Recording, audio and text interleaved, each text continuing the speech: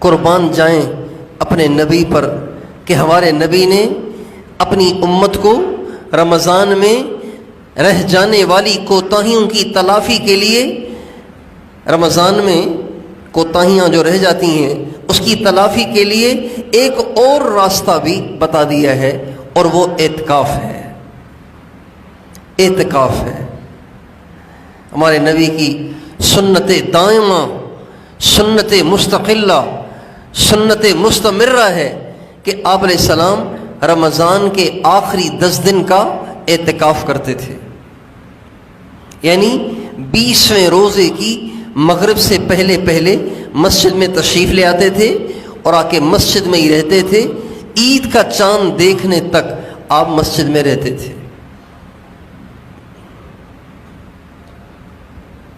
10 دن 10 راتیں آپ مسجد میں رہتے تھے، 9 دن بھی ہو سکتا ہے۔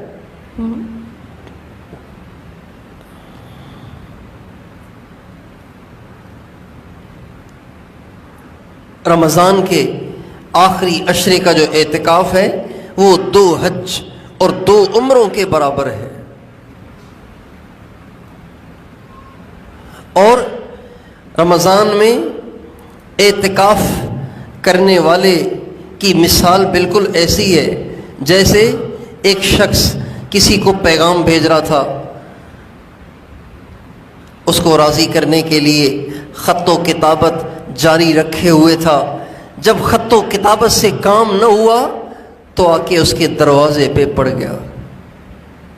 اعتکاف کرنے والے کی مثال بالکل ایسی ہے جیسے پہلے اپنے محبوب کو منانے کے لیے خط و کتابت کر رہا تھا، کال پہ بات کر رہا تھا اور موبائل پہ میسیجز کر رہا تھا، آپ راضی ہو جائیں، آپ کے بغیر جینا دشوار ہے، آپ کے بغیر زندگی اجیرن ہے۔ 20 دن تو کی منتیں، فون کر کے، میسیجز کر کے اور خطوط لکھ کر، اور 20 دن کے بعد جب اس نے دیکھا کہ ایسے کام بننے والا نہیں تو اب آ کے محبوب کے دروازے پہ پڑ گیا کہ جب تک تو راضی نہیں ہوگا میں تیرا دروازہ نہیں چھوڑوں گا۔ اعتکاف کرنے والا گویا محبوب کے دروازے پہ آ کے ڈیرا ڈال دیتا ہے۔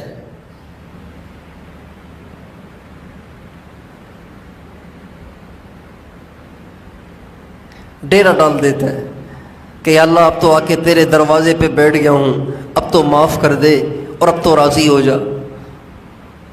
ہمارے نبی کا ارشاد ہے المعتکف یعتکف الذنوب، جو اعتکاف میں بیٹھتا ہے پہلا فائدہ اس کا یہ ہوتا ہے کہ وہ گناہوں سے محفوظ ہو جاتا ہے۔ 10 دن گناہوں سے محفوظ، زندگی کے ایسے ایام قیامت کے دن سرخروئی کا باعث بنیں گے جو دن گناہوں سے پاک ہوں۔ قیامت کے دن زندگی کے وہ ایام زندگی کے باقی ہزاروں ایام میں چمک رہے ہوں گے جو گناہوں سے پاک ہوں گے،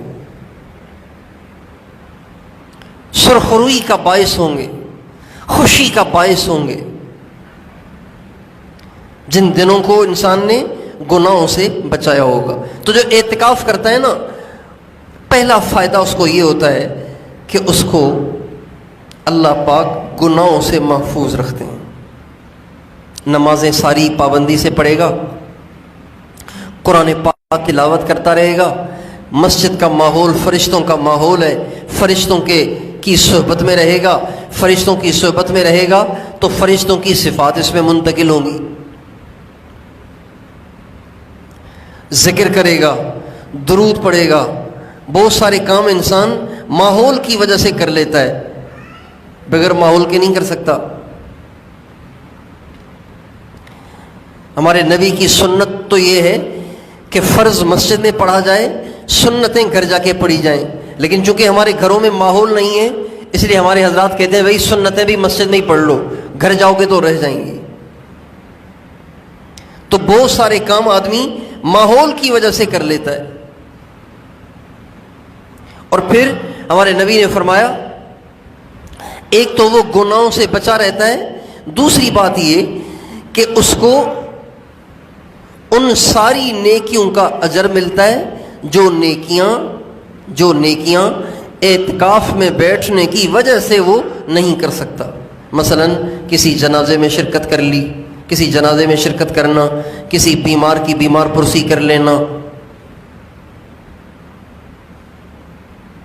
ماں باپ کی خدمت کر لینا، بیوی سے حسن سلوک کر لینا، بچوں سے پیار کر لینا، اور جتنی نیکیاں انسان باہر رہ کے کر سکتا ہے ان ساری نیکیوں کا اس کو اجر ملتا ہے اعتکاف میں بیٹھنے سے. کتنی یہ زبردست بات ہے. بیٹھا ہوا ہے مسجد میں اور باہر کی ساری نیکیاں کما رہا ہے.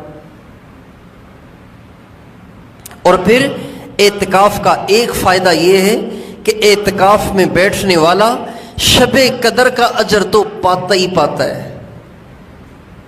کیوں؟ اس کی وجہ یہ ہے کہ ظاہری بات ہے جو مسجد میں اعتکاف کرے گا ساری رات سوئے گا تو نہیں، کچھ تو عبادت کرے گا نا.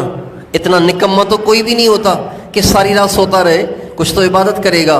لیکن اگر کوئی میری طرح بہت ہی نکما ہے کہ اعتکاف میں بیٹھا ہوا ہے لیکن عشاء پڑھتے ہی سو گیا، ایک رکعت بھی اس نے نہیں پڑھی، تو یہ بھی تو حدیث میں آتا ہے نا کہ اعتکاف والا سویا ہوا بھی ہو تو وہ عبادت میں لکھا جاتا ہے.